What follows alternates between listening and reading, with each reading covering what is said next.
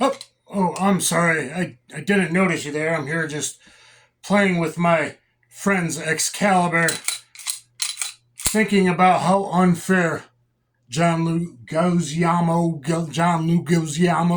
was talking bad about my biological father, Stephen, and how he tried to kill Santa with this very gun, trying to take out Saint Nick with the Excalibur. Anyway, guys, I'm here just looking at all my wonderful recovered bullets from all my meat and bone tests, and now my modern meat target testing from Federal that I have done. Including the 38 plus P Hydroshock Deep, the 9mm punch, and another video. I'm going to give you the organic gel results of that.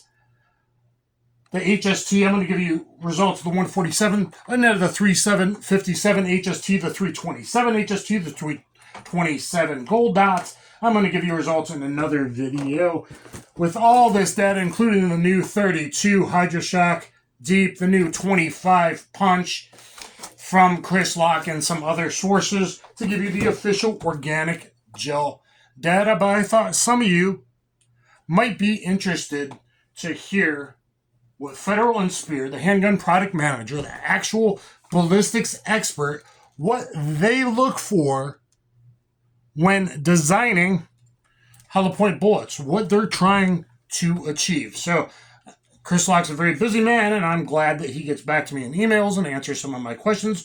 We've done some previous ones you should really look at. The most important thing is that, according to him, clear ballistics that all the YouTubers are using, absolutely.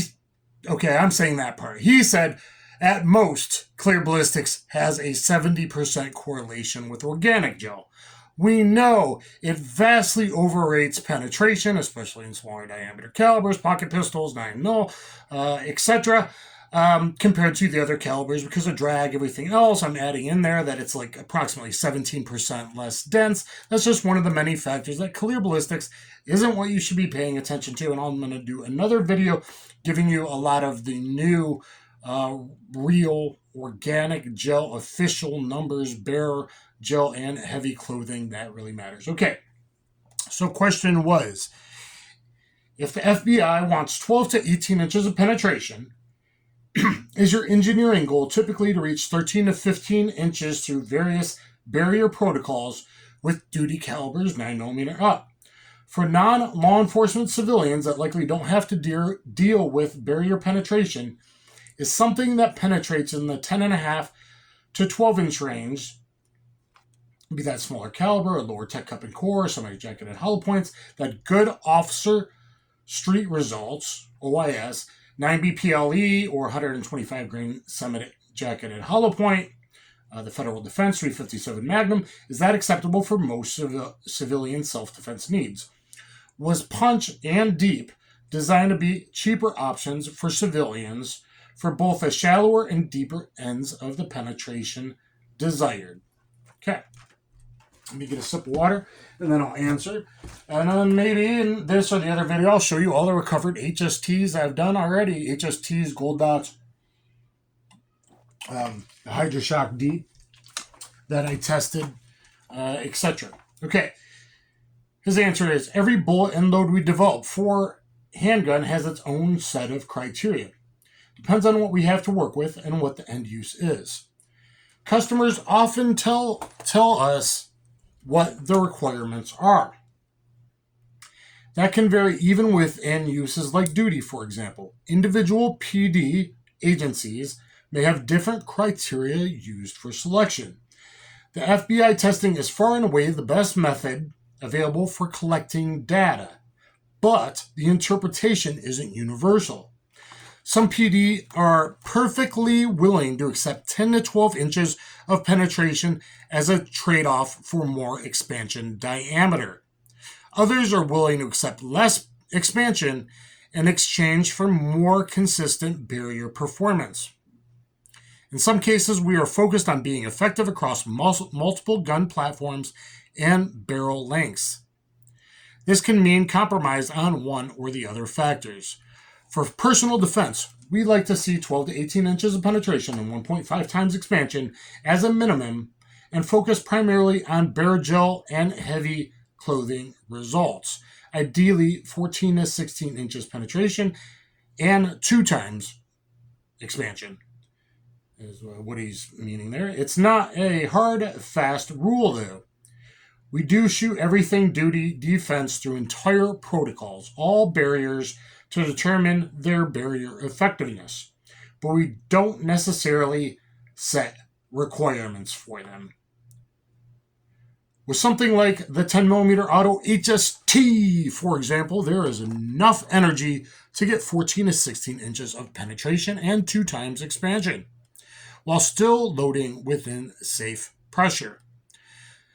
Something with very limited energy like 380 auto will need to compromise. In the case of HST, that means less than 12 inches of penetration for much upset size. Or use a Hydroshock Deep design to achieve better penetration depth via controlled expansion.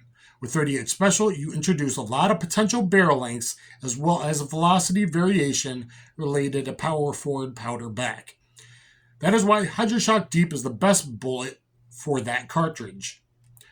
Hydroshock Deep projectiles control the expansion, leaving more on the table for penetration and making them much less sensitive to velocity variation. Punch products don't use any set bullet design. That product family is intended to get the best balance of terminal performance across as many common defensive handgun variations as possible in tissue and through clothing into tissue. Because of that, the requirements and therefore projectile design varies based on capabilities of individual cartridges. Then he went on to say he doesn't manage the Remington product, so he's hesitant to speak on that part of the question I had asked him about old Golden Saber designs and effectiveness. So there you have it. That's what Federal and Speer are looking for in their bullet designs. We're all familiar with the HST. It sounds like Chris is a big fan of the HST, in my opinion, based on those answers.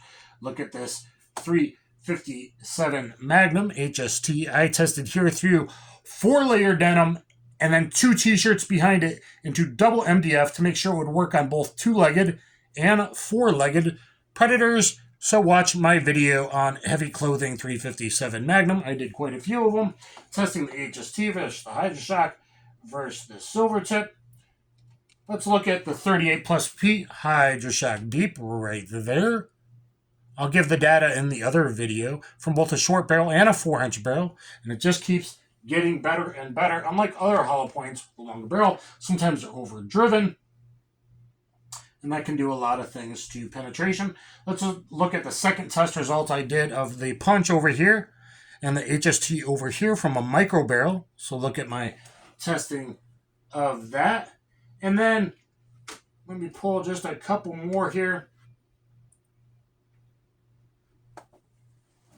9mm HST over here. And my modern meat target, my first modern meat target test. First, the 180 grain 40 cal from a subcompact. HST there. No difference between 9mm and 40, huh? Isn't that interesting? And let me see what we could finish with. A couple gold dots. Let's look at the 9mm 124 plus P 9mm. It's fired from a 3.7-inch barrel. That's 40, 180 grain. Modern iteration, 40 cal, fired from a 3.6-inch. Look at my modern meat target Paul Harrell tribute video. So anyway, guys, there you have it. That's what the best handgun manufacturer in the world, being Federal, Speer, Vista. I don't know if the sale's going through the Czech group or not. But this, it's always HST or gold dot, and now we got punching for specific parameters, especially in those lower power cartridges. We got the wonderful Hydroshock DB, that 38, and then I'm going to give you the 380 data. I'm going to give you the brand new 32 ACP Hydroshock Deep data, that 25 ACP punch data, 327, both gold dot and HST, 357 HST data, and all of that. So check out the next video that I filmed giving you all kinds of data. Like, share, subscribe, get in the comments. Kaboom!